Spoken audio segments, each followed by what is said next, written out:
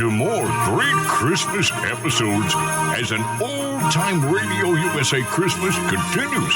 So don't you go anywhere.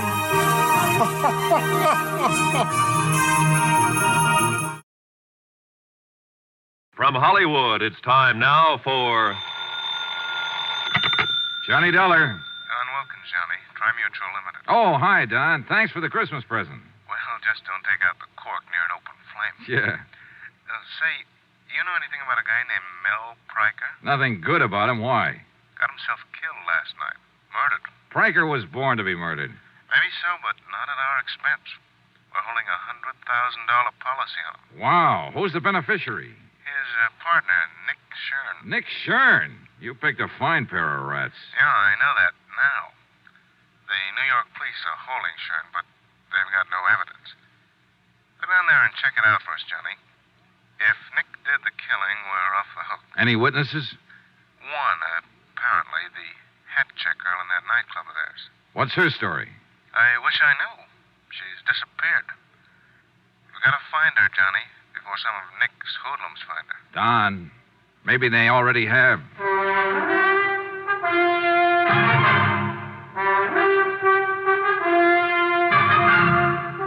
Tonight and every weekday night, Bob Bailey in the transcribed adventures of the man with the action-packed expense account, America's fabulous freelance insurance investigator. Yours truly, Johnny Dollar.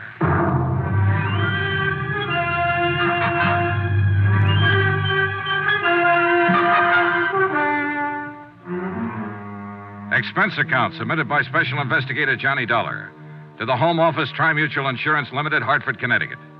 The following is an account of expenditures during my investigation of the Nick Shurn matter. Item 1, 2280, transportation to New York, tips and incidentals, and taxi fare to the office of Lieutenant Ed Rafferty, Homicide Division, the man in charge of the case. Oh, hiya, Johnny. How have you been? Not bad, Ed. How's the homicide business? Terrible. Did you look at that teletype? Shoplifting. 5 complaints right in a row. The week before Christmas, that's all we get. Shoplifters. Mel Pryker wasn't shoplifting. Oh, you working on it, Johnny? Yeah, the insurance angle. Nick Shurn's the beneficiary. $100,000 policy. Oh, you got a tough one, boy. Shurn killed him all right, but I don't think we're going to be able to stick him. Come on in the office. Hey, you know what that kid of mine wants for Christmas? Marilyn Monroe? Oh, next year, Johnny. He's only 10, you know. Go ahead. Okay, thanks. No, he wants a motorbike. Can you tie that? 10 years old, and he says he needs a motorbike. Have a chair. Okay. Well, look, I know a factory representative here will make you a good deal on one, Ed. Oh, now, forget it, Johnny. No, I was 14 before I even had a pair of roller skates. And then I had to buy them myself. Yeah, kids are spoiled today. That's the half of what's wrong with them. There's the file on the case. What little we've got. Okay. Uh-huh. Yeah, how'd it happen, Ed? You mean, how do I think it happened? That's good enough for me. Mel Pryker and Nick Shurn were both in the rackets for years, as you probably know. Yeah, I've heard rumors. Well, a while back, they teamed up and opened a string of supper clubs. That's where Pryker got it, in their main club, the Ches Colette. Strictly legitimate, huh? Yeah, more or less, I guess. They could afford to be. The dough they were making and arguing over, according to the word around. That's the reason for the killing, the way you see it. Sure. Nick figured if half was good, all the take would be twice as good. And the insurance on top of it. You're a fast one, Johnny. Anyhow, several people heard the shots about 2:30 in the morning, it was, right after the club closed, but none of them bothered to report it. The cleanup crew came in at 3 and found Pryker's body. He was lying in his office, shot twice, gun on the floor beside him, no prints. It was his own gun, and it was kept there in his desk. Where was Nick Shurn? Well, we picked him up an hour later at another one of their clubs. The manager was with him, and, Benny Stark. Now, he used Benny, yeah, I know. Trigger man for Nick's mob in the old days. 15 years overdue for hanging. That's our Benny.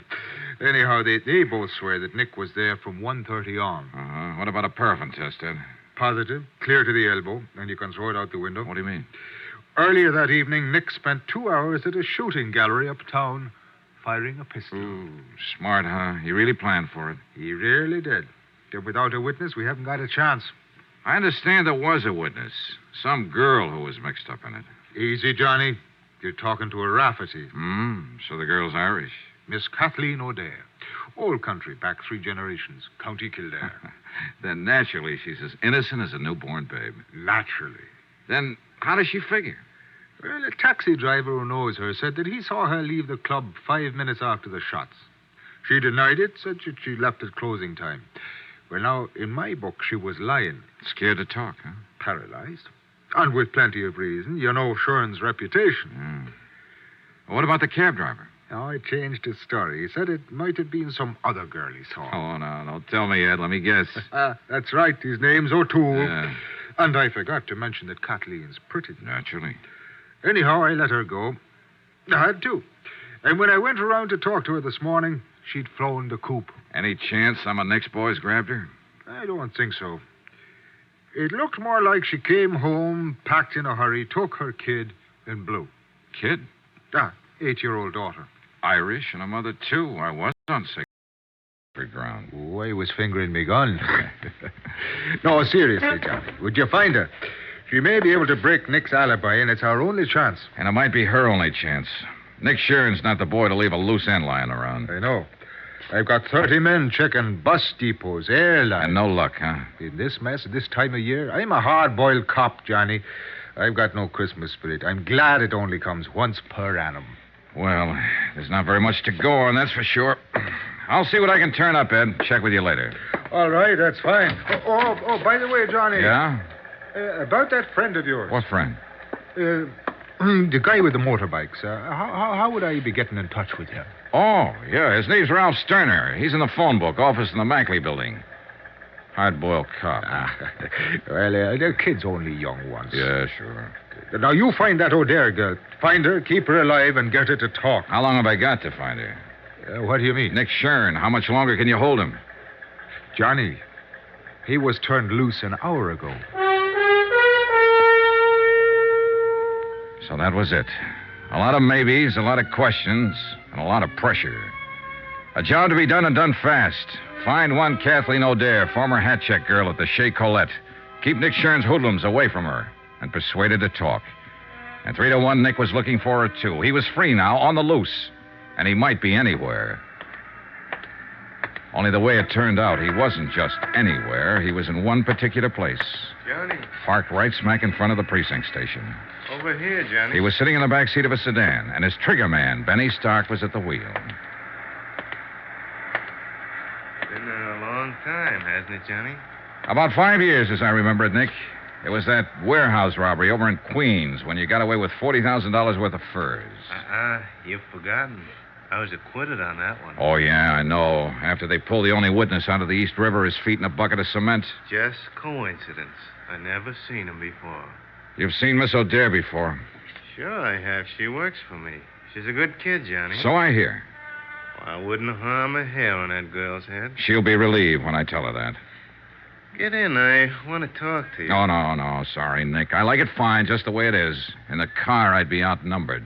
You got me all wrong, Johnny. I don't play that way anymore. What about Benny?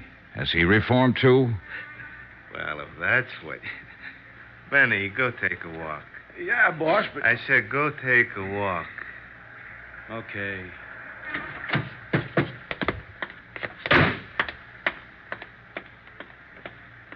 Get in, Johnny.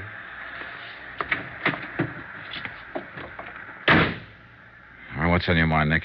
You working on this case? Yeah, I'm on it. Why? That's what I figured. I was talking to my lawyer in there and saw you go to Rafferty's office. I guess the insurance company's going to try to welch on that claim. It's your Is party, that it? Nick. You talk. I got a better idea. What's that? You know, it's real nice out in Las Vegas this time of year, Johnny. A man could have a lot of fun out there for the next month with maybe $10,000 to play with. What man are you talking about? You. I don't have $10,000. You will. 30 minutes from now, if you say the word. Oh, Nick, you're lucky we're not standing out there on the sidewalk. In a car seat, I haven't got room to swing. Still a fool, huh? I don't know. Why don't you write me about it? You'll have plenty of time. Up there in the death cell. Suppose I didn't make any claim on that policy. Then you wouldn't have any reason to stay on the case. No sale, Nick. $100,000 is a lot of money. I'd want to find out why you didn't make a claim. You know why. You're out to pin this on me, and so are the cops. A man with a record hasn't got a chance. You should have thought of that before you killed Mel Pranker. Want to know something, Johnny? I didn't kill him. Well, I'm betting you did. What do you care who killed him? You're not shedding any tears over it. No, but I'd sure hate to see you get away with it. And I'd hate it even more if anything happened to that girl. Kathy O'Dare? Now, what could happen to her? She just might fall in the river. She probably thinks she's safe as long as she hides from the police and refuses to talk. She doesn't know you very well. You had me all wrong, Johnny. You know, you hear a lot about peace on earth, goodwill toward men around this time of year. Well, I don't have much goodwill toward the kind of rat you are. And I figured there'd be more peace on earth if you weren't on it. Push me, and maybe that's what'll happen. Well, at least that's fair warning. Yeah, it's fair warning.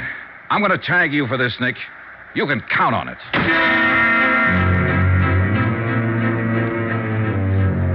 Expense account item 2, $2.40. Taxi to the East Side rooming house of Kathy O'Dare. I didn't have much hope of turning up anything. Ed Rafferty and his men had already been through the place inch by inch. But it was the only starting point I had. The landlady was out, and a uniformed policeman led me into Kathy's flat. I spent an hour and a half and got nowhere. I went through her mail, bills, advertisements, casual notes from men she'd met at the club. But nothing personal, not even a postcard. There were no pictures, photographs of Kathy or her daughter anywhere in the flat. She'd made a clean sweep, then left in a hurry. And obviously, she didn't mean to be found. But I had to find her, and fast. It was dusk when I left. The street lamps were on, and the colored Christmas lights in the windows along the block. Snow was falling in big, soft, gentle flakes, and there was a holiday feeling in the air. It was neither the time nor the setting for murder. Make contributions, son? Give a little something to help the poor? Oh, sure. How's it going this year, Santa? Oh, it's better than usual, but it just seems there's never enough to go around, no matter how... Well, bless you, son. Thank you kindly. Don't mention it. Good luck, Pop. Thank you, son.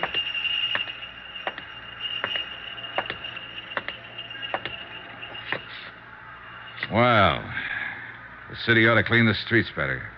I've been waiting for you. Sorry, Benny. It's not my day for punks. Get some friends who want to talk to you. Start walking, Johnny, down the alley. It's dark down there. Start walking. This ain't just my hand in my pocket. It better be, Benny, with 2 cops standing up there on the porch watching. What are you talking about? There ain't no cops. I smashed him in the mouth and knocked him flat, followed it up and kicked his gun in his gutter. He rolled over, came to his feet, and rushed me. I was hoping he would.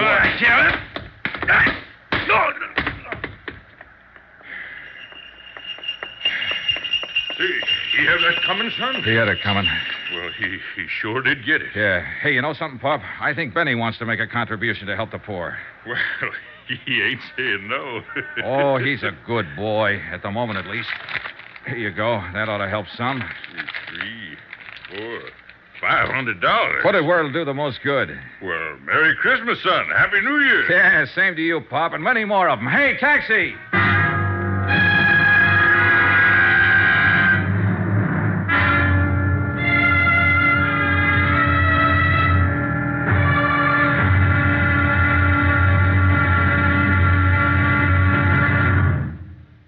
There'll be another intriguing episode in our story of the next Shurn matter tomorrow. Tomorrow, an old lady with a broken arm, a shivering girl, and bullets in the snow. Join us, won't you? Yours truly, Johnny Dollar.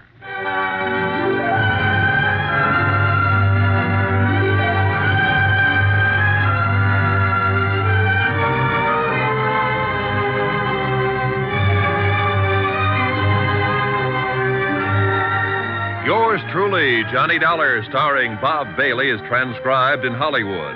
Written by Les Crutchfield, it is produced and directed by Jack Johnstone. Be sure to join us tomorrow night, same time and station, for the next exciting episode of Yours truly, Johnny Dollar.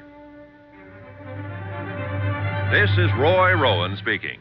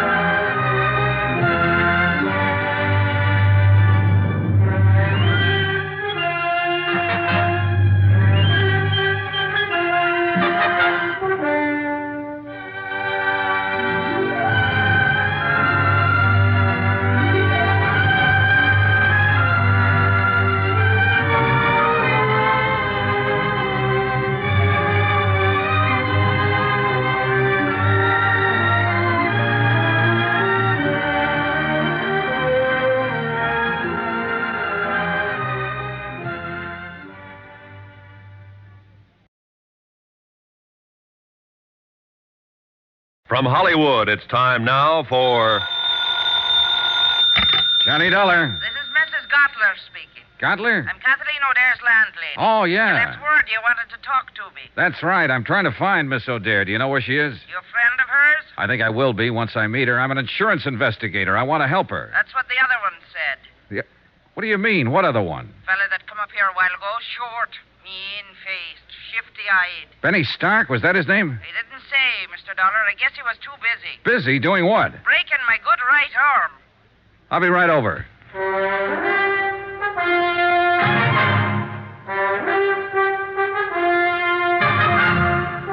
Tonight and every weekday night, Bob Bailey in the transcribed adventures of the man with the action-packed expense account, America's fabulous freelance insurance investigator. Yours truly, Johnny Dollar.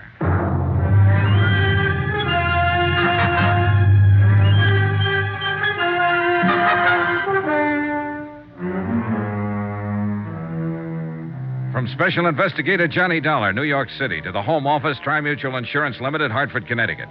Assignment, the Nick Shurn matter. Expense account continued. Item 5, $2.30. Taxi to Mrs. Gottler's rooming house, the place Kathy O'Dare had called home until she disappeared.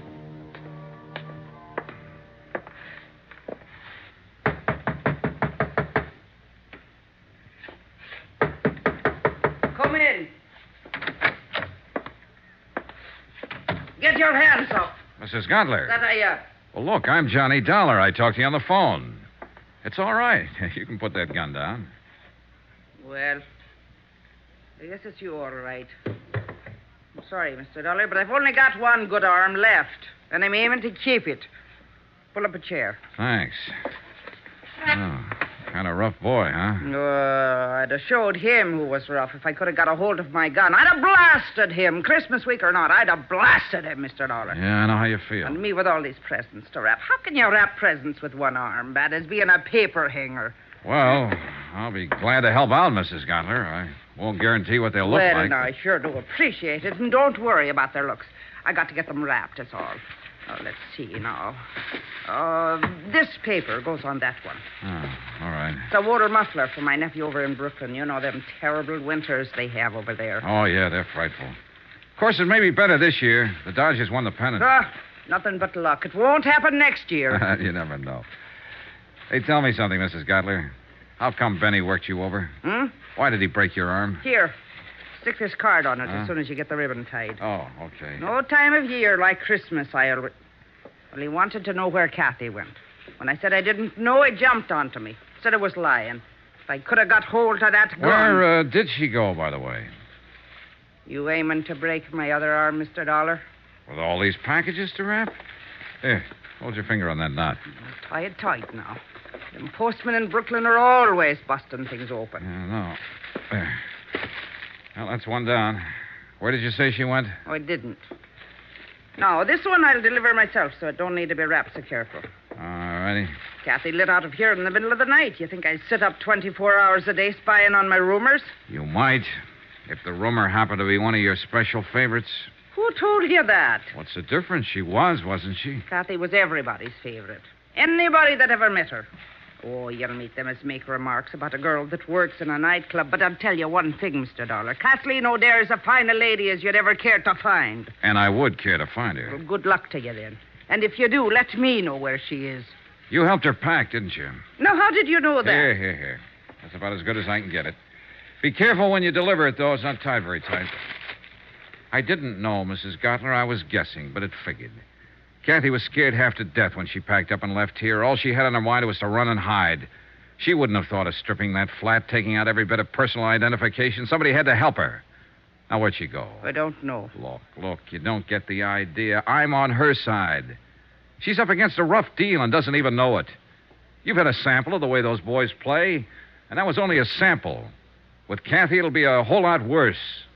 They're looking for her, and sooner or later they'll find her.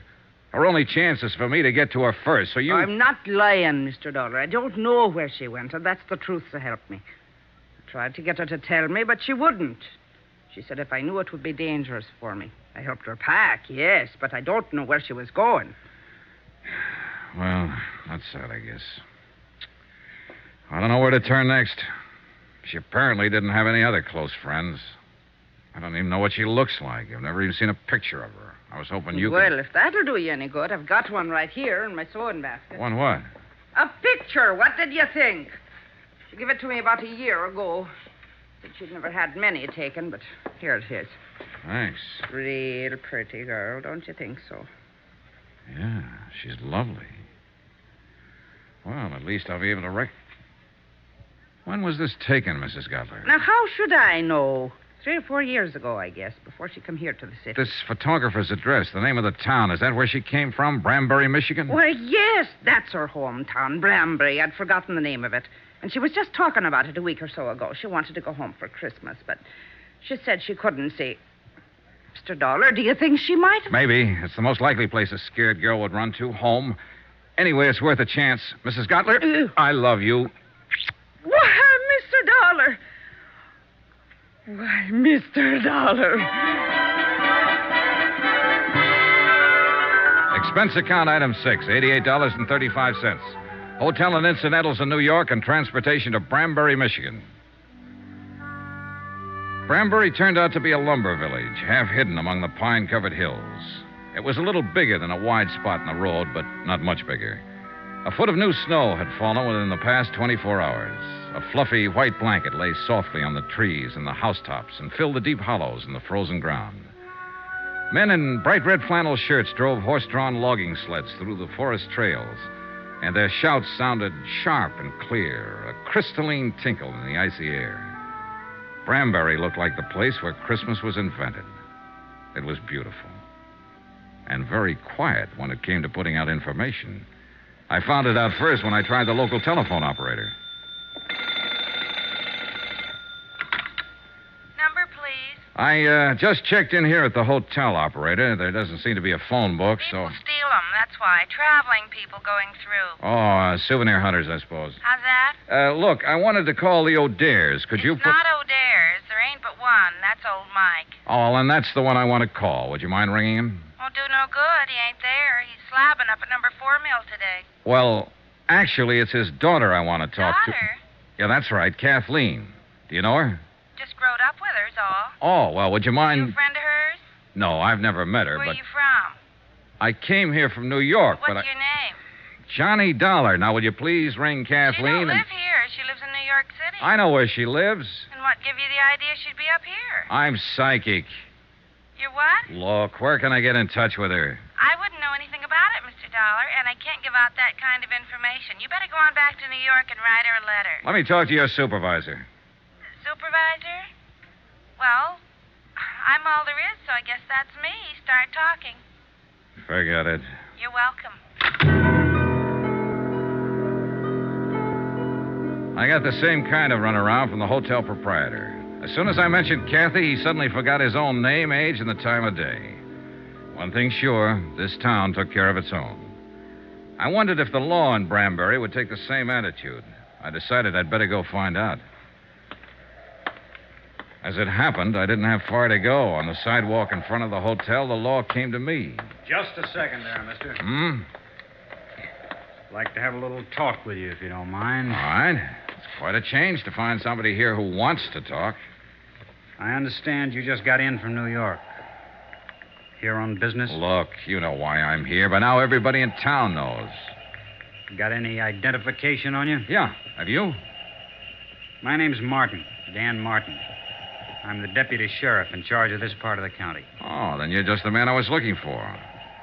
Is that so? I'm Johnny Dollar, insurance investigator. I'm looking for a girl named Kathleen O'Dare. Do you know where she is? What do you want with her? I'm working on a murder case. She's a witness. Is there any kind of a charge against her? No, I just want to talk to her. What makes you think she's here? Are you a friend of hers, Mr. Martin? I've been in love with Kathy since we went to grade school. I'd be willing to die for her. Does that answer your question? All right, let me put it this way. You think you're helping her by hiding her out. All of you think so. But you're wrong. You're helping her right into her grave. Kathy doesn't figure it that way. She's scared. She doesn't know what she thinks. I know these boys who were after her. They don't play kid games. And sooner or later, they're going to find her. So if you love her and if you know where she is, you better take me to her before it's too late. I don't know. I don't know what it is Kathy's mixed up in. I didn't want to ask her. But I know it isn't the police she's afraid of. And I don't think it's you. No, at the time she ran out, I wasn't even in the picture. I'm on her side, too, Mr. Martin, and I've got to see her. Go talk to her father, old Mike. See what he thinks. He's not at home right now. Yeah, I know. He's out at number 4 Mill. How do I get there?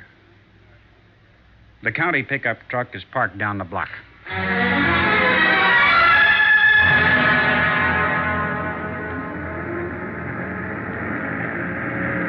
The tire chains bit into the packed snow and pushed the 4 miles of logging road behind us.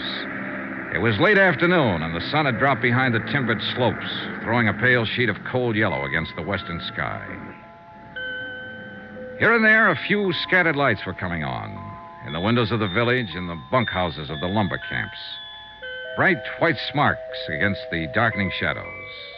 Emptiness, loneliness, and somewhere in it a frightened girl in hiding. A girl who'd run away from the city of 100 million lights and from an unsolved murder.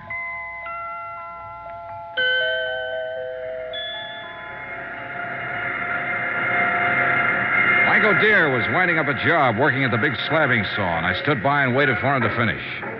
Be right with you, Mr. Dollar. This is the last one. Okay.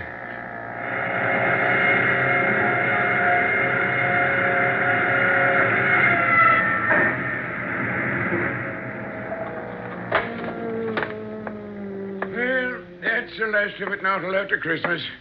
Yeah, I'm sorry to keep you waiting. That's all right, Mr. O'Dare. My name is Johnny. Never mind. I know all about you. Dan Martin phoned. Said you was on your way out. Mr. Dollar, the answer is no. I see. I thought it over since Dan called. Before I'd have anything happen to Kathy, I'd rather see 10 murderers going home. Now, look, hiding out won't help. As long as Nick Shurn is free, Kathy's in danger. He can't hurt her if he can't find her. I found her, Mr. O'Dare. Just by luck. There's not one chance in a million of... Sounds like a car. Who the tarnation would drive out here this time of the evening? We walked over to the big doors. The car had stopped about 20 yards away. A man got out and turned toward us. I was standing under the dock light, so he recognized me before I got a good look at him. He jumped back in the car and went for his gun. Benny Stark. Get back, Mr. O'Dare. It was too dark to get a decent shot. I tried once more and missed, and the car disappeared behind the trees. Mr. Dollar, who was it? Was that one of them? That's right, Mike. They found her.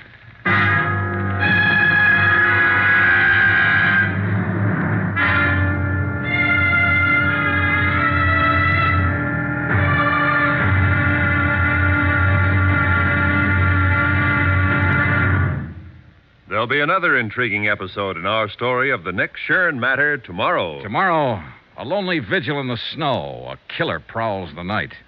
And a lovely lady vanishes. Join us, won't you? Yours truly, Johnny Dollar.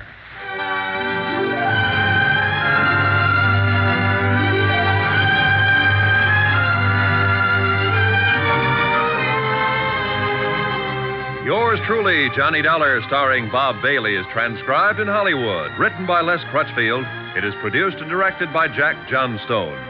Be sure to join us tomorrow night, same time and station, for the next exciting episode of Yours truly, Johnny Dollar. This is Roy Rowan speaking.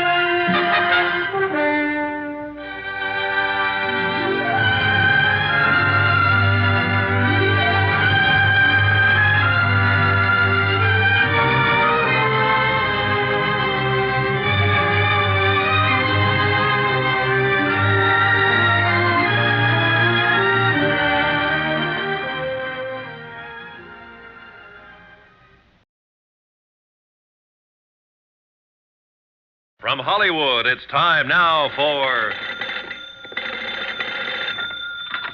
Johnny Dollar. Dan Martin here. I was up the street when you Listen, called. Sheriff, they've traced Kathy O'Dare here to your nice little town of Branbury. Who has? Nick Shurn's boys. One of them, a trigger man named Benny Stark, came out to the Sawmill Hill a few minutes ago. I traded a couple of shots with him, but he got away in a car. Did he head north or back toward town? Toward town, I think. You can't see the turnoff from here. All right, Dollar. You're packing a gun. Will you take the pickup truck and block that turnoff? Hold it until I can get somebody out there to relieve you? Right. How many deputies you got? Deputies? Uh-oh. What about volunteers? Is this Benny Stark the man Kathy's afraid of? He's one of them. Then I'll have volunteers. 20 men within a half hour, armed with deer rifles. And every one of them a dead shot.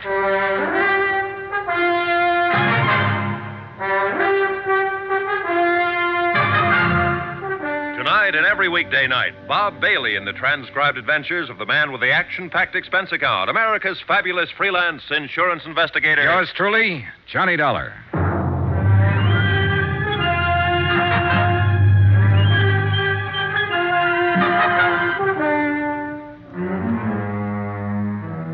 From Special Investigator Johnny Dollar, location Branbury, Michigan, to the Home Office, Tri-Mutual Insurance Limited, Hartford, Connecticut. Assignment, the Nick Shurn matter. Expense account continued. Item 8, $3.60 for 2 packs of cigarettes and a pint of Applejack, borrowed from the foreman's locker at the sawmill. I figured these as standard equipment for holding down a roadblock at 10 degrees above zero. And Mike O'Dare agreed with me 100%. Well, I'll tell you one thing.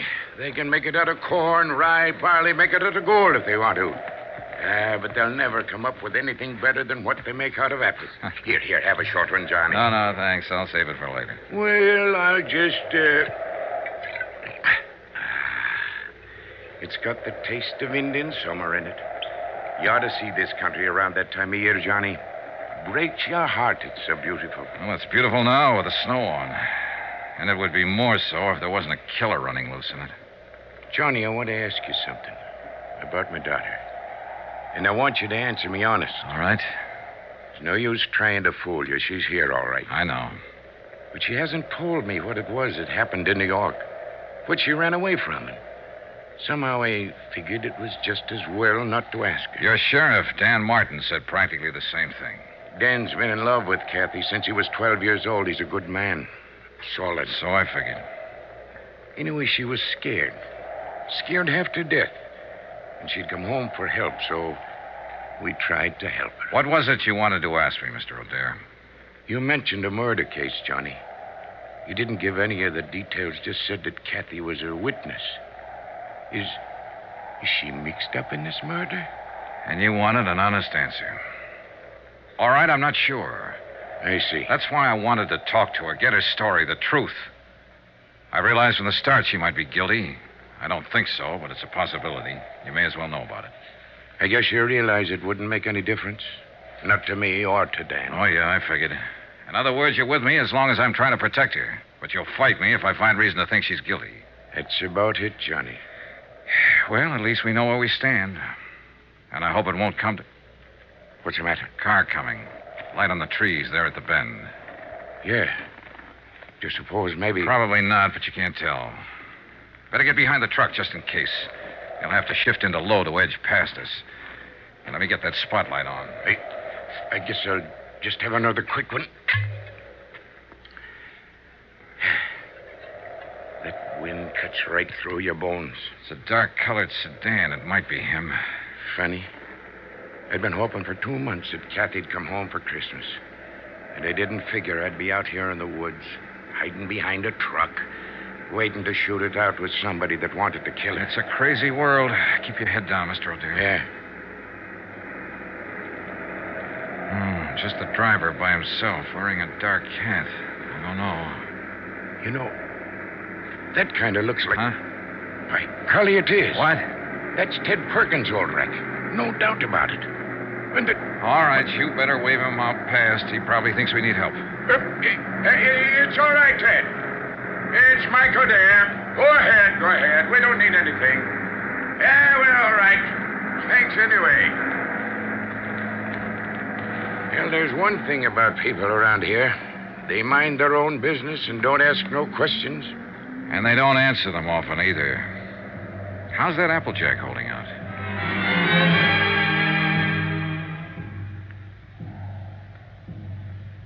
Two long hours went past. Only 3 cars came out from the village, and each time a long moment of tension while we waited to identify the occupants. But all of them were townspeople. Benny didn't show. One truck came down the logging road from the back hills loaded with dwarf spruce and fir. Peace on earth, goodwill toward men. We were waiting for an assassin, but the truck only carried Christmas trees. The night was crystal clear with bright stars hanging low in the blackness, but it kept turning colder and colder until even the Applejack didn't help much. And the wind, too, changed gradually and blew fitful and gusty and strange. It's going to storm. Come a blizzard, maybe. Not tonight. Tomorrow sometime or tomorrow night. I know this country. I know the signs. There's an odd feeling in the air, all right. There's an even odder one in my leg. Log rolled over on it pretty near 6 years ago. Bothers me some in the winter. It's a lot worse, though, right before a storm. That's kind of a handy thing to have. Well, that's one way of looking at it, I guess. Like one time when Kathy was little. When her ma was still alive. God rest her soul. We had a big measles epidemic here in Branbury, and every night Kathy used to add a line to her prayers.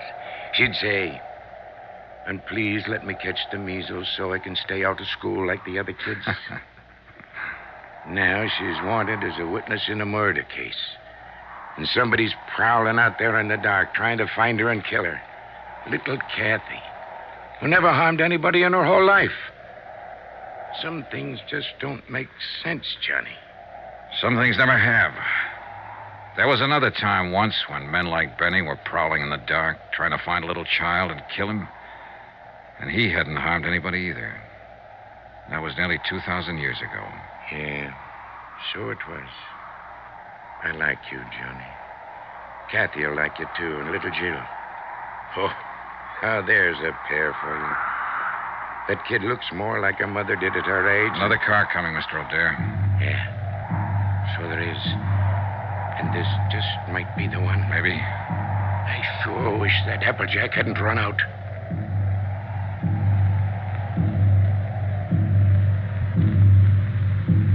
But it was only a couple of men Deputy Martin had sent out from town to relieve us and take over.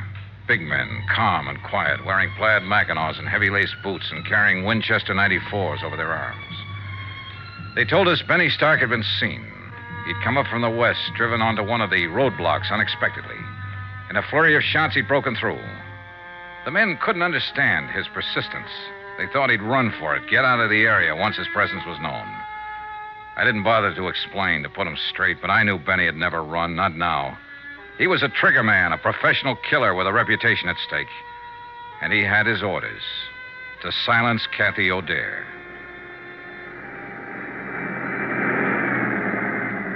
A half hour later, we were back in town, turning into the main street around the village square. Strings of colored lights on a tall pine in the center of the square blinked and sparkled as they swayed in the wind. Around 100 cars and trucks were parked in the street and in the lot behind the town hall. And the sound of singing drifted out from inside. They're practicing carols and things for the big doings on Christmas Eve. Ain't it beautiful? The men at the roadblock had given a description of Benny's car and the license number. It was just barely possible. Got something in mind, Johnny? Yeah, let's take a look through those parked cars. I don't know. If it was me, I sure wouldn't be hanging around here. I'd stick to the tall timber. Yeah, but you're not a city boy, Mike. Tall timber is foreign soil to Benny. He's only comfortable when he's close to a crowd. He the fellow that's supposed to have done that murder? No, it was the man he works for, a cafe owner, ex-gangster, a man named Nick Shurn. Let's check that lot around at the side. I don't think he'd show here in front. He'd be taking a big chance showing anywhere. In a town this size, people know each other. It's his job to take chances. And he probably doesn't realize... Wait a minute. That sedan against the building with the side window broken.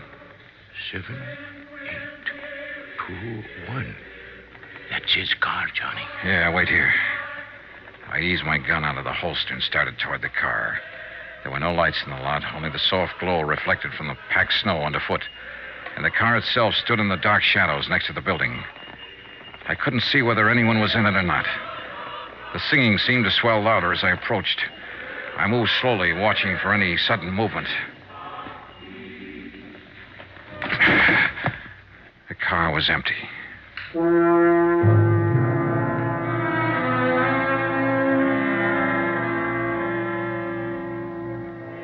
It was past time, to talk to Kathy O'Dare. And with the pressure tightening, the danger close to home now, her father was ready to take me to her.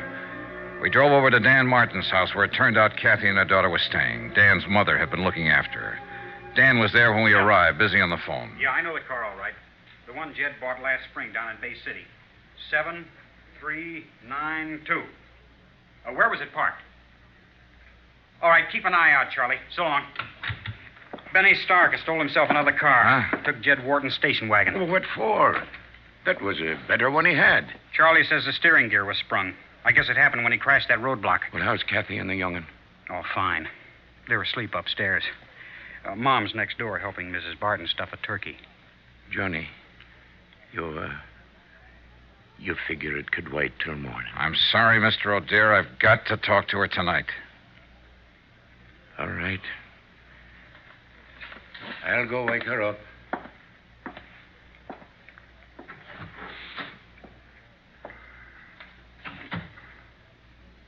Mr. Dollar, no matter what she's done, don't hurt her any more than you have to. As far as I know at the moment, Dan, all she's guilty of is withholding information. And most people would have done the same thing. Nick Shurn's a rough boy to tangle with. She was scared, that's all. Lost her head. She never did belong in a city. She belongs right here in Branbury. This is her kind of life. Why did she leave? Well, we argued one day, and she said she'd show me. So she ran off and married that fellow. He treated her bad. Finally left her. But she was too proud to come back. She wouldn't have come back now if she hadn't have been so scared. Well, maybe it'll work out now. She ought to stay. Her kid ought to grow up here. Learn the outdoors and the woods like Kathy used to know it. Why, she roamed through those hills like a young Indian. Knew every trail in that forest. Every timber camp and trapper's cabin from here to the ridge. I remember one time the two of us were up toward... Dan! What's the matter? What is it, Mr. O'Dare? You said Jill and Kathy were asleep upstairs. Ain't that what you said, Dan? Of course, that's what I... Mike. What's happened? They're not up there. They're not up there or anywhere else in the house. They're gone.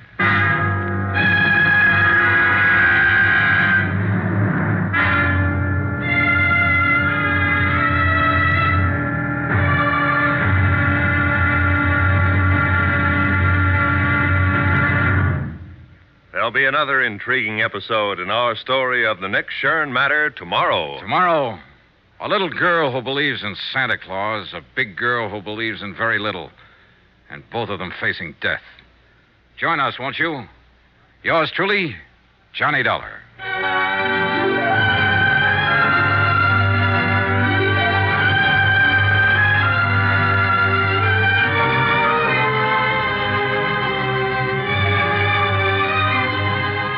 Yours truly, Johnny Dollar, starring Bob Bailey, is transcribed in Hollywood. Written by Les Crutchfield, it is produced and directed by Jack Johnstone.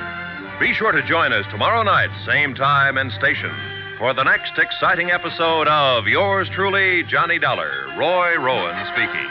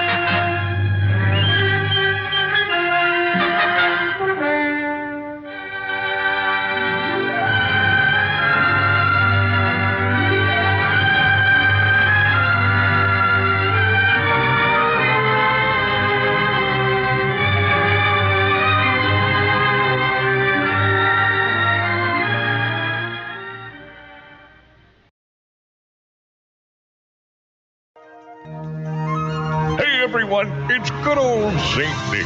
I have a bunch of great Christmas episodes coming on this holiday season, so stay tuned. You're listening to an Old Time Radio USA Christmas right here on Old Time Radio USA. From Hollywood, it's time now for Johnny Dollar. Mike O'Dare, Johnny. Any sign of Kathy? No, the boys at the highway turnoff haven't seen her or Benny, either one. Not a soul out that way in the last hour. What about there at the sawmill? Nothing, Mike. No fresh tracks on the logging road, no sign of her. And the worst thing is it's starting to snow again. Yeah, here in town, too. Dan Martin just phoned. No luck.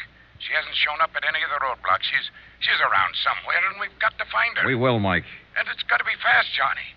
There's a blizzard coming up, and that gunman Benny Stark is around, too. Maybe he's already found her. Maybe he even took her from the house, her and Jill both. Maybe she didn't get scared and run. Maybe it was him.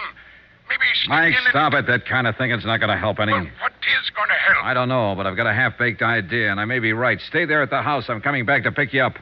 And one thing you can do while you're waiting. What, Johnny? Pray.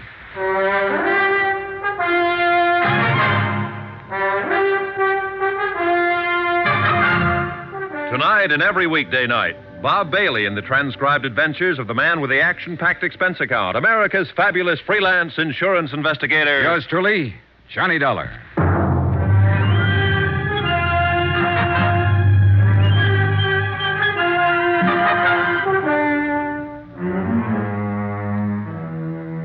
From Special Investigator Johnny Dollar, location Branbury, Michigan, to the Home Office, Tri-Mutual Insurance Limited, Hartford, Connecticut. Assignment, the Nick Shurn matter. Or more important, find Kathy O'Dare. Item 12 on expense account, $4.90. A tank full of gas for the county pickup I'd borrowed from Deputy Sheriff Dan Martin. The falling snow was thickening now, and the wind was rising and steadying in the northwest. The night had all the makings of a blizzard. And wherever Kathy and her daughter had gone, we had to find them before it hit. It was 10:14 p.m. when I pulled up at the side porch of the O'Dare house, and Kathy's father came hurrying out to the truck, leaving the door open behind him and buttoning his heavy mackinaw as he ran. Any news, Mike? Not a thing. All right, get in. Shut the door. Yeah, we'll get a foot of snow before morning, with a zero wind behind it. Now listen, Mike. I think we can forget any idea that Benny found her and got her out of the house. In that case, she wouldn't have taken your car. He's already got one. I know. I thought of that. And he wouldn't have given her time to dress herself and Jill the way she did, with heavy clothes and snow boots. And she wouldn't have taken the rifle. Then what has happened? She knew I'd be there to talk to her sometime this evening. I think she lost her nerve, couldn't face it, decided to run again. Maybe so, but where, Johnny? That's what I want you to tell me. What? No, I don't mean you knew what she was going to do and where she was going to go or Then help her how do you think I can tell you? Look, Kathy knew about the roadblocks Dan Martin set up to trap Benny Stark, knew where they were. So if she didn't want to be seen, then naturally she'd avoid them. She couldn't. Not if she wanted to get away, take the highway to Flint or Detroit. She'd have to pass one of them at least. But she hasn't passed any of them, so she's still in this area. And I don't think she ever meant to leave it. But then... Dan Martin said Kathy used to spend a lot of time in the woods when she was growing up. He said she knew every back trail in these hills, logging camps, trappers' cabins. She did. She used to worry the dickens out of me the way she... Yeah. Now, where would she go, Mike, if she wanted to hide out back in the hills somewhere? There's a lot of places. Chippewa Canyon's one. 3 or 4 timber camps abandoned in the winter. Some cabins along the... No, she couldn't make it. There's a roadblock before you get to the turnoff there. It's got to be someplace she could reach without being seen. Well, there's Barker's Flats. Oh, but that's 12 miles of a foot trail. She wouldn't try it in this weather, not with Jill along anyway. Then there's Lake Pine. No, it's over the other way. Pine Lake Road. Where's that? Runs northwest of town. Not much better than a wagon road. Dan didn't put a block on it because it dead ends at the lake about 5 miles out. What's out there? Nothing at the lake, but you can go on up Pine Creek about 4 miles on foot, and there's some cabins. Maybe a waste of time, Johnny. Let's get going.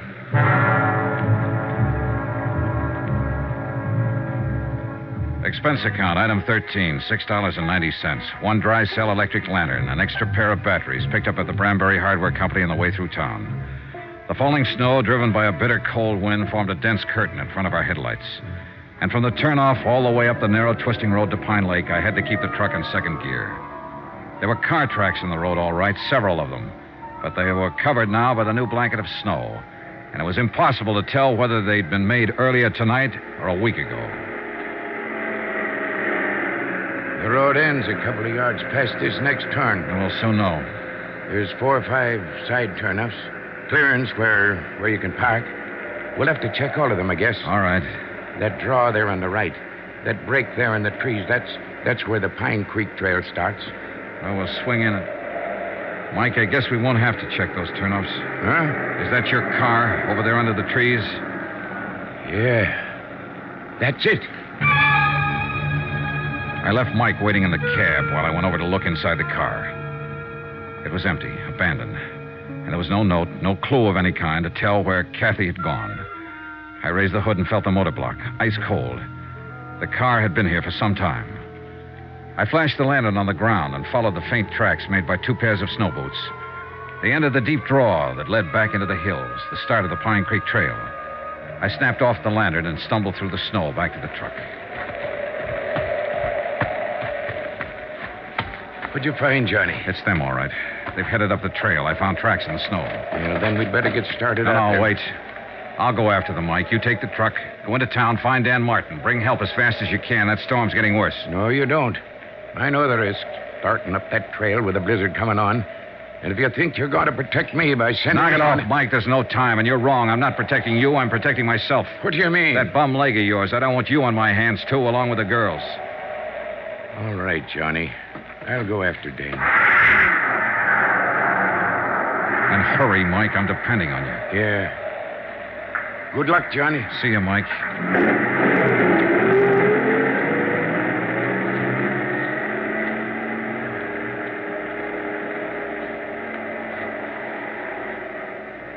I stood there in the snow watching the headlights of the truck move away. Finally, they swung around the bend and disappeared. And I suddenly felt more alone than I ever had in my life. I'd gotten rid of Mike deliberately, sent him away on purpose, because I hadn't told him everything. I could see no point in tearing his heart out. There was another car parked on beyond Kathy's, nearly hidden by the trees. Jed Horton's station wagon. The car that had been stolen by a killer named Benny Stark.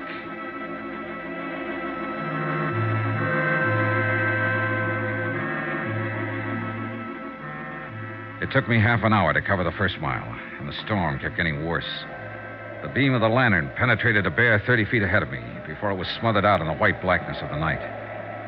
After a few hundred yards, the tracks I was trying to follow had nearly disappeared. Snowballs were blotted out.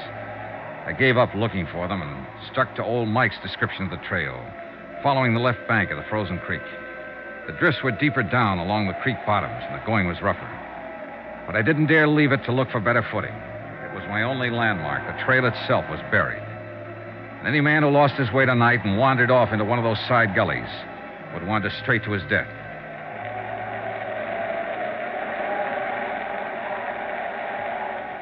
An hour passed. Then an hour and a half, or 2 hours maybe. I lost all track of time and distance. The wind cut through my clothes, and the numbing cold crept into me deeper and deeper. Gradually, the walking, stumbling, breathing, even thinking became automatic and without feeling. The world itself seemed to narrow down to a tiny circle close around me. And all beyond was chaos, blackness, and roaring storm. I tripped over fallen logs and floundered back to my feet, dropped my lantern and recovered it, broke through the crusted drifts and struggled for footing, and kept on moving.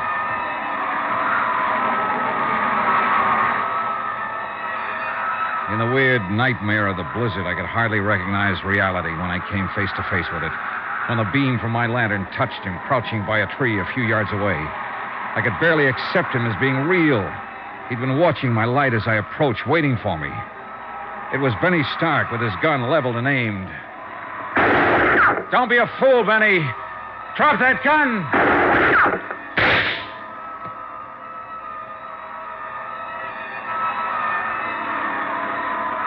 A curtain of snow swept between us then, blotting out the sight of him, and I was grateful. I turned and stumbled on into the storm, moving in pitch darkness now, except for the ghostly glow from the snow-covered ground. His second shot had smashed my lantern. I had nothing left to go by but instinct and luck, and they weren't enough. Within 15 minutes, I was hopelessly lost.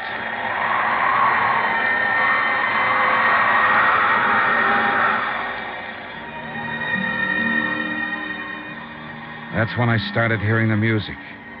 Miles from no place where there couldn't be any music, except inside my head. The cold and fatigue were finally doing their work. I knew the signs.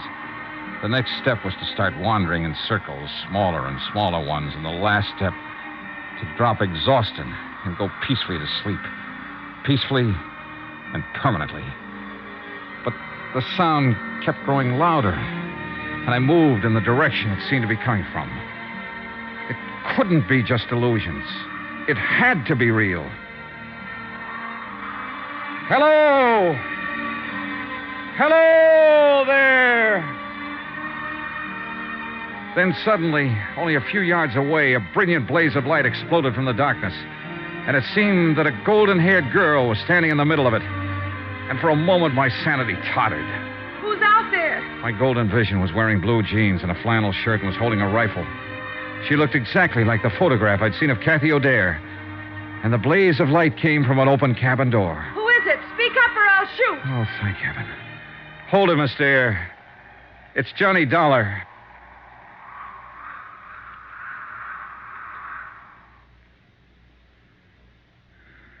Are you getting warm now? I don't think I'll ever get warm again. You will if you don't move away from the stove a little. The back of your shirt is starting to smoke. Yeah, I thought I was beginning to feel something. How's the firewood? There's plenty. And plenty of food. And a radio. If I hadn't heard that music, I'd have blundered right on past this cabin. Oh, we've got everything. We can hold out for a month if we have to. And I hope we have to. What about your daughter? Is she all right? Sure. She's fine. It's a picnic for her. A camping trip. She's sound asleep back there in the lean-to. Dreaming about Santa Claus, I suppose. I wish I could. How did you find me, Mr. Dollar? A hunch. Guesswork. I was born under a lucky star. I wasn't. Oh, I don't know. I think you've been pretty lucky, considering everything. More so than your landlady back in New York. Mrs. Grotler? What do you mean? Betty Stark went to see her. Tried to find out where you were. When she wouldn't tell him, he broke her arm. Oh, no. Oh, the poor woman. Oh, it's a rough game, Miss O'Dare, trying to play it cozy with a mobster like Nick Shurn. You know, of course, that he sent Benny here to find you. He'll have a hard time finding me in this place. He did find you. What? Maybe he followed you from the house or saw you drive through town. Anyway, I ran into him back down the trailer ways. I thought I heard shooting a while ago. You did. He tried to ambush me. He thought he had the drop, and he wouldn't give up. I had to kill him.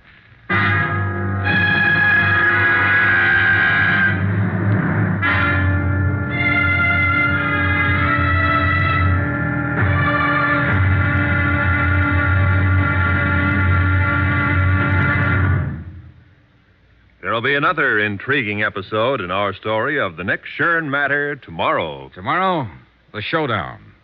Victory, and then disaster. When a visitor to the little town of Branbury turns out to be death. Join us, won't you? Yours truly, Johnny Dollar.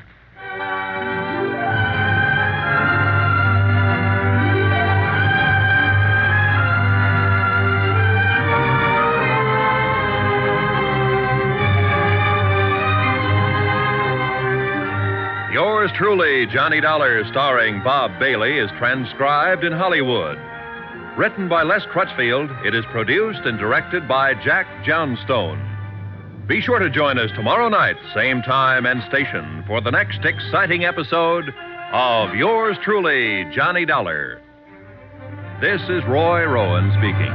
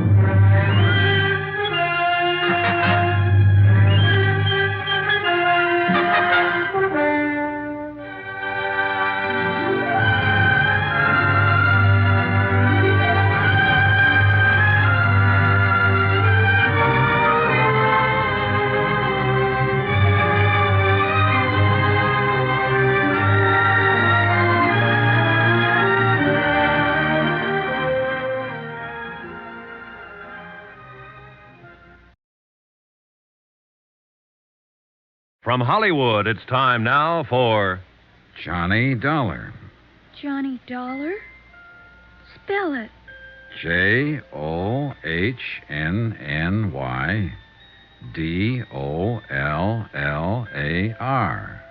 That's not right. You forgot to capitalize. Hey, you're right, honey. Let me hear you spell your name. Okay. Capital J-I-L-L, Jill. Capital O, apostrophe. Apostrophe. I never can say that. Capital D-A-R-E, Dare. Of course, my last name's actually something else. I forget. But my mother says I'm really an O'Dare. Not the least doubt about it. I could see it in a minute. I like you, Johnny Dollar. And I kind of like you, too, Jill O'Dare. You think my mother's pretty? I think she's lovely. Then why don't you get married to her so I can have a daddy? Well, that's, it's certainly something to think about. And, not a bad idea. Now, be quiet before you wake her up. I'm already awake, and with a plot like that being hatched, I think I'd better stay awake. Is there coffee, Johnny?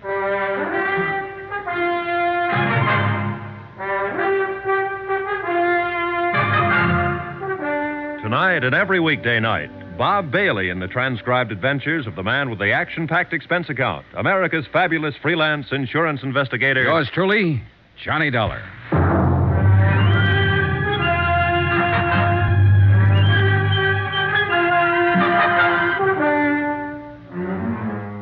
From Special Investigator Johnny Dollar, location a small cabin in the timber outside Branbury, Michigan. To the Home Office, Tri-Mutual Insurance Limited, Hartford, Connecticut. Assignment, the Nick Shurn matter. Expense account, final page. Item 15, $1 million for a certain feeling. I realize, of course, that the amount of this item is somewhat unusual. It may be cause for mild criticism by your accounting department, unless the accompanying report includes an adequate and detailed explanation. Therefore, to avoid unnecessary correspondence and delay, I am attaching said explanation herewith. Here's your coffee, Kathy. Thanks. How long did I sleep, Johnny? Oh, a couple of hours. It's around 4 in the morning. The storm hasn't let up at all, has it? Oh, it's worse, if anything. Jill, honey, it's 4 o'clock in the morning, and your eyes are just about to fall out. Now, you go back there and go to sleep. Do I have to, Mommy? You have to. Run along now. Mr. Johnny Dollar and me were having a lot of fun till you woke up. Well, that's life, sweetie. Night now. Good night, Jill. Good night. Proud of her? I'm crazy about her. That's what you mean. She's a great little girl. She's the only thing I ever did in my whole life that turned out right. That bad, huh? Johnny, it's no good. I know why you're here. I know what you expect from me, and the answer's no. You're jumping the gun. I haven't asked you anything. You will. You haven't done all this for nothing.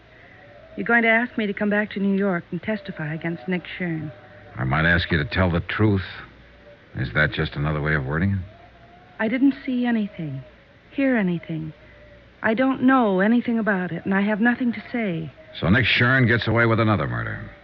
I wouldn't know anything about that. And sooner or later, of course, he'll kill you, too. He sent Benny Stark out to do it, and Benny missed. But he's got other boys, or he might even handle the job himself.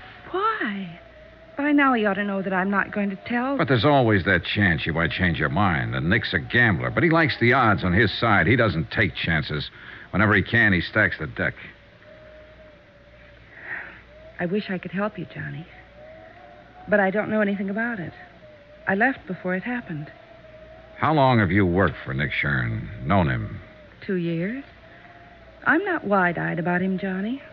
I've heard what he's been, what he may even still be, a gangster, hoodlum, racketeer, but that's none of my business. The club was legitimate, and my job there was on the level, and he never got out of line once. And no doubt he's always been kind to his mother and loves dogs and children. I wouldn't know, except children. He's crazy about them. He was always buying something for Jill, asking about her. And he also shot and killed Mel Pryker. I couldn't say. I see. Well, you're letting a lot of people down. People here in Branbury that you grew up with, people that love you, Your father, Dan Martin. What have they got to do with it? You know, it's a great country up here. I'd like to spend more time in it. And it's big country, big and beautiful and dangerous. Like that blizzard outside there. It's not the kind of country that turns out cowards. Cowards? Your father said something yesterday. That some people belong in cities and some don't. And that you're one of the second kind. He was right. The city's made a coward of you. You don't understand. And they know it. Old Mike, Dan, all of them. Of course, they'll never mention it. But you're letting them down, and they know it. And you know it, Kathy. They don't have a daughter to think of. It's not her fear we're talking about. It's yours. All right, I'm scared. I've got reason to be. It's easy for you to talk. You don't know what fear is, what it can do to you. I don't. It can push you and drive you and make you do things you hate yourself for. And it can destroy you. How would you know? How would any of them know? Who haven't felt it, who haven't been there. Kathy, you're not alone. We've all been there. It's not the fear that's important. It's the courage you bring up to fight it. I've tried. I've nearly gotten crazy trying to think it out. But it always comes back to one thing. Jill. She's what counts. Nothing else matters. And if you love her, teach her to grow up without fear. Sacrifice anything if you have to, even your life, but teach her courage. There's nothing greater you could do for her. It's all right, Kathy. It's all right. It's all right. I knew what was right, Johnny. I knew all the time. Sure. Of course you did. All you needed was a little push. Want to tell me about it now? I was there at the club that night. When it happened, I stayed after closing. I had some presents for Jill, and I wanted to wrap them before I took them home. Nick and Mel Pryker were upstairs in the office. Nick was there? Yes. I could hear them arguing. They didn't know I'd stayed, and then... Go on. I heard Mel yell out. He said, "No, Nick, no." And then I heard the shots. Yes? I didn't even think. I ran up to the office.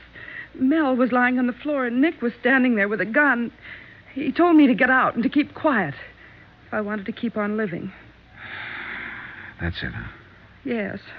Will you make a statement to the police, testify at the trial? Yes. Oh, good. Will you help me, Johnny? Will you stand by me? You know I will. You've got to, because I'm scared.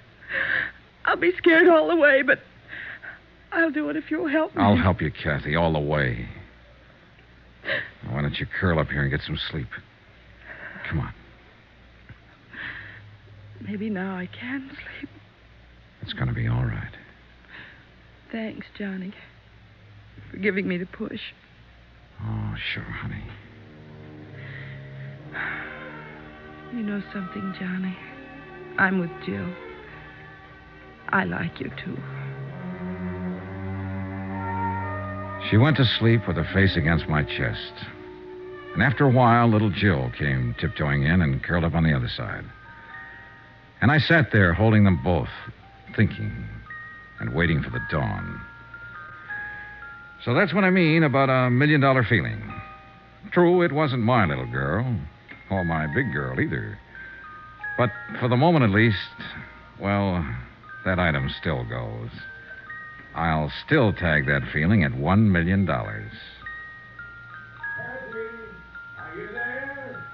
And I was sorry when the storm was over and a rescue party came out from town.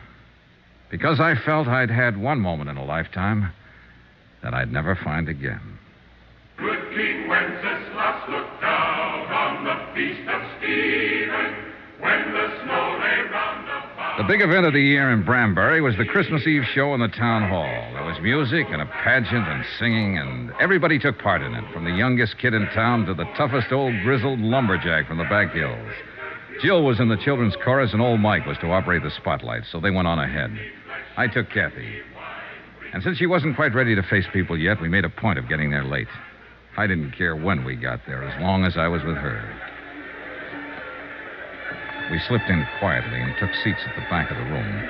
The string group from the high school orchestra was playing, and no one noticed us. Not even old Mike, Kathy's father, who was working the spotlights. I hope Jill does all right. She hasn't had any time to practice with Oh, us. she'll do all right. We'd been there about 10 minutes when somebody else came in and slid into the one seat between us and the door. I didn't look around until I felt Kathy stiffen beside me. Oh, no. It was Nick Shurn. Nobody gets excited now or makes any sudden moves.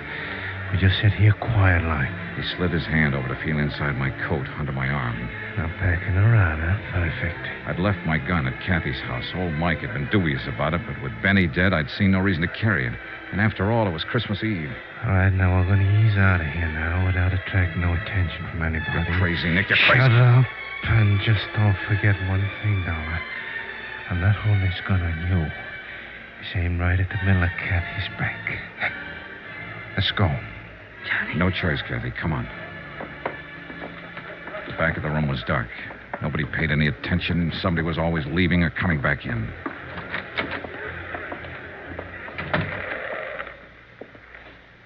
Come on.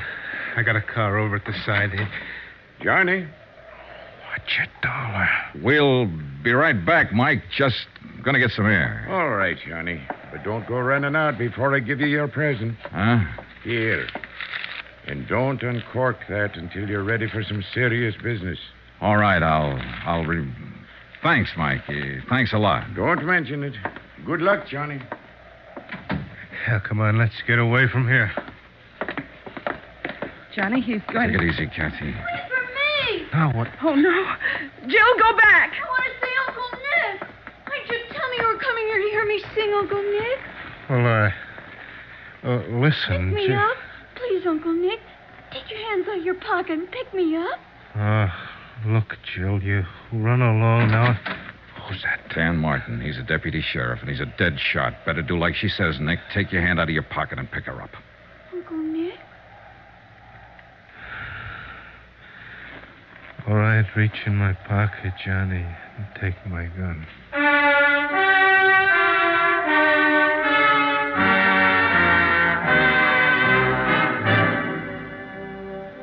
Later, Kathy and I walked around outside.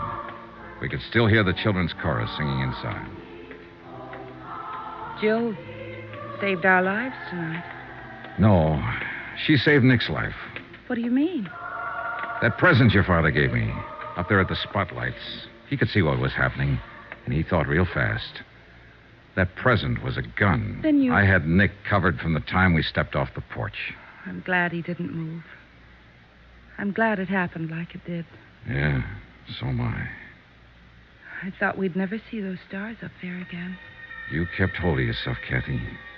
You showed a lot of courage. No. But maybe I can learn to show it. I was just thinking, Johnny, looking at the stars up there. There was fear in the world then. 2,000 years ago. And he had courage.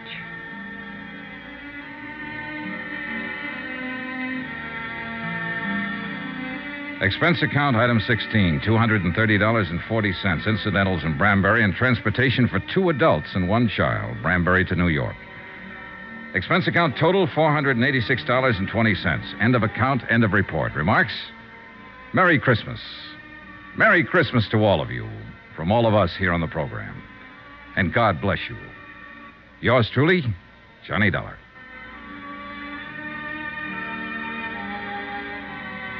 Yours truly, Johnny Dollar, starring Bob Bailey, is transcribed in Hollywood. Written by Les Crutchfield, it is produced and directed by Jack Johnstone.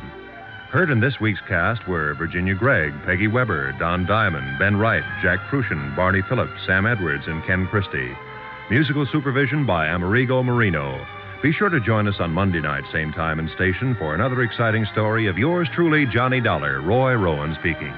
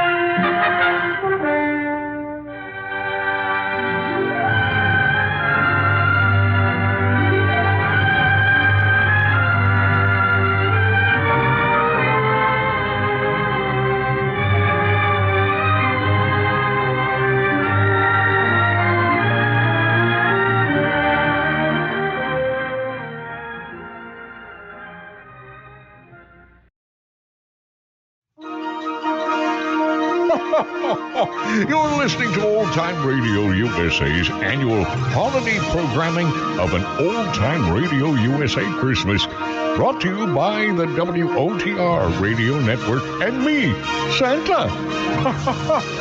Merry Christmas.